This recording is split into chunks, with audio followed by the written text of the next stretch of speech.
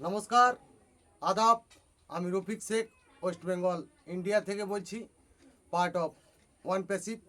আমি ওয়ান প্যাসিভের এক গর্বিত ফাউন্ডার।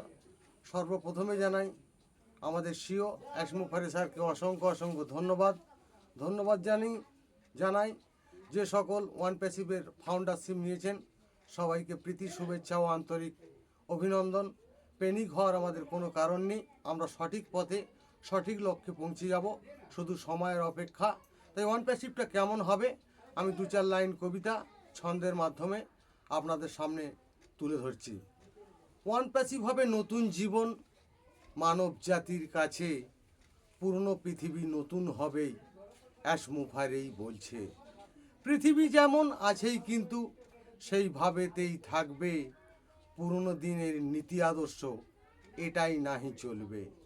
নতুন নীতি নতুন আদর্শ ওয়ান প্যাসিভাজ আনবে, ঘুমিয়ে পড়া মানব জাতি জাগিয়ে কিন্তু তুলবে।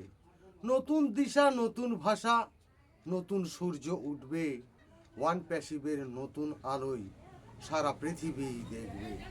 ফাউন্ডাররাই দেখবে তখন নতুন আলোর তেজ, অ্যাসমুফারের নীতি আদর্শ সারা পৃথিবীর বেস্ট আমরাই হয়েই গেছি, শেষ কিন্তুই দেখব করাপশন আমরা মুক্ত করেই সোনার পৃথিবী গড়ব।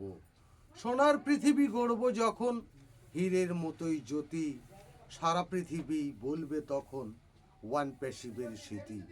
অ্যাসমুফারের টার্গেট কিন্তু সারা বিশ্বেই ভাববে, মানব কল্যাণ মানব সমাজ নতুন পৃথিবী গড়বে। অ্যাসমুফারে ধন্যবাদ। ওয়ান প্যাসিভ জিন্দাবাদ। আপনাদের যদি ভালো লেগে থাকে লাইক কমেন্ট শেয়ার করুন। ধন্যবাদ।